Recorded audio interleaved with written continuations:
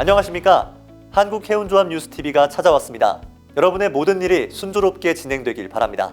따사로운 햇살 아래 꽃이 피어나 새로운 시작을 알리듯 한국해운조합의 소식을 가져왔는데요. 지금 바로 첫 소식을 만나볼까요? 첫 번째 소식입니다. 한국해운조합과 전국해상선원노동조합연맹은 2025년 5월 7일 수요일 국회 소통관에서 노사공동 기자회견을 열고 내양상선 선원 부족 문제와 소득에 대한 비과세 필요성에 대한 건의서를 채택했습니다. 이번 기자회견은 해운조합 문충도 회장과 선원노련 박성용 위원장 등이 참석한 가운데 내양상선 선원근로소득에 월 400만 원 한도 내 비과세 적용을 촉구하는 공동건의 발표를 주요 내용으로 하고 있습니다. 현재 해운산업은 내양상선 선원의 고령화 및 수급난이라는 심각한 위기에 처해 있습니다. 앞으로 이러한 문제는 더욱 심화될 것으로 전문가들이 예상하고 있는데요. 이미 내양상선 국적선원 7,518명의 약 60%가 60세 이상으로 고령화된 상황에서 정부의 지난 2023년 세법 개정안에 따라 내양선원의 근로소득 비과세 범위만 월 300만 원에서 500만 원으로 확대돼 우리나라 해기사 공급 대다수를 차지하는 해양대, 해사고 학생들의 외항 쏠림이 더욱 심화되고 있기 때문입니다. 이와 관련해 이날 국민의힘 박성은 의원은 모두 발언을 통해 내양상선 선원 부족 문제와 비과세 필요성에 대한 관심과 협조를 당부했으며 선원노련 박성용 위원장은 내양선원 월 400만 원까지 비과세 확대는 선원들의 기본적인 생활 안전을 위한 최소한의 조치이므로 정부와 국회의 신속한 결단을 촉구했습니다. 또한 한국해운조합 문충도 회장은 청년 선원 유입을 통한 수급난 해소가 절박하다며 내양선원 비과세 확대 시행을 정부 부처 및 관계자들에게 간곡히 호소한다고 말했습니다. 이처럼 내양상선 선원 부족 문제를 해결하기 위해 노력하는 한국해운조합을 응원해주세요. 두 번째 소식입니다. 이채익 이사장은 2025년 4월 28일부터 4월 30일까지 서남권역 목포지부를, 이어 5월 8일에는 서남권역 완도지부를 잇따라 방문해 현장 점검을 실시했습니다. 이번 현장 점검에서는 목포지부 및 완도지부 운영관리팀을 비롯해 목포, 홍도, 흑산도, 완도 여객선 터미널 등을 순차적으로 살피며 조합 직원과 지역 조합원사의 주요 현안을 면밀히 파악했습니다.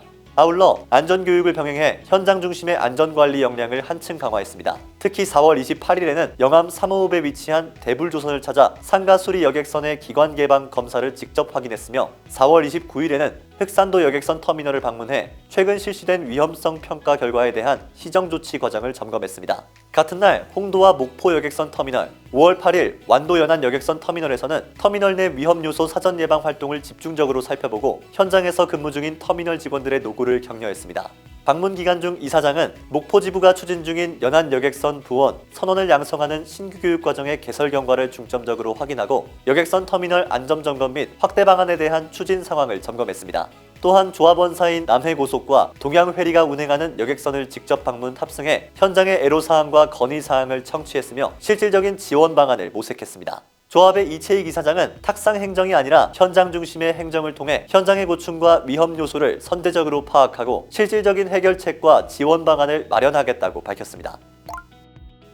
세 번째 소식입니다. 조합은 5월 8일 목요일 완도 농어민 문화체육센터에서 섬지역 기초단체장 협의회와 연안해운과 섬지역 활성화를 위한 업무 협약을 체결했습니다. 이번 협약식에는 조합의 이채익 이사장, 신우철 완도군수 및 전국 28개 섬지역 기초단체장과 관계자 등 100여 명이 참석했습니다. 섬지역 기초단체장 협의회에서는 지난 4월 24일에 조합 이채익 이사장을 특별위원으로 위촉한 바 있습니다. 양 기관은 이번 업무 협약을 통해 섬지역 관광 활성화를 위한 입법 및 예산 확보 협력, 섬주민 교통비 부담 완화를 위한 연안여객선 운임 지원 확대, 섬지역 및 연안해운 발전을 위한 입법과 예산과제 해소를 위한 공동대응 등과 같은 사안에 상호 협력하기로 했습니다. 이날 조합의 이채익 이사장은 이번 업무 협약을 통해 조합은 기초단체장과의 유기적인 협조 체계를 구축해 섬관광 증대를 통한 여객 운송사업 활성화에 최선을 다할 것이며 섬지역 활성화를 위해 국회, 중앙정부와의 연결고리가 필요한 부분에 대해 조합이 적극적으로 목소리를 전달하겠다고 밝혔습니다.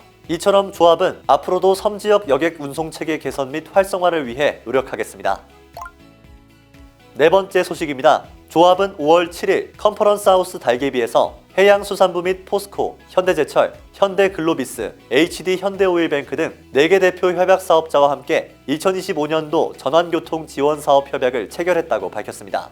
전환교통 지원 사업은 도로 운송에서 탄소 배출량이 적은 연안해운으로 운송수단을 전환했을 때 발생하는 사회적 편익의 일부를 협약 사업자에게 보조금 형태로 지원하는 사업으로 2010년부터 조합이 해양수산부로부터 위탁받아 운영 중입니다. 전환교통 지원 사업을 통해 2010년부터 2024년까지 총 14년간 3,200-600만 톤의 화물을 해상 운송으로 전환하여 498만 톤의 이산화탄소를 감축했으며 이를 통해 1조 6천억 원 이상의 사회환경적 비용 절감을 했으며 올해는 약 117만 톤의 협약 물량을 통해 19만 톤의 이산화탄소 감축 및 600억 원 이상의 사회환경적 비용이 절감될 것으로 예상된다고 조합은 밝혔습니다.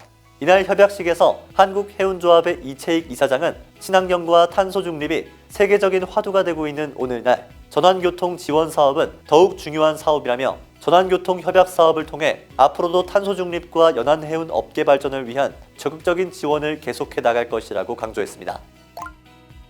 다섯 번째 소식입니다. 조합과 재단법인 여객선안전재단은 2025년 5월 9일 인천해사고등학교 신관에서 학교발전기금 기탁을 개최해 총 2천만 원을 해사고에 전달했습니다.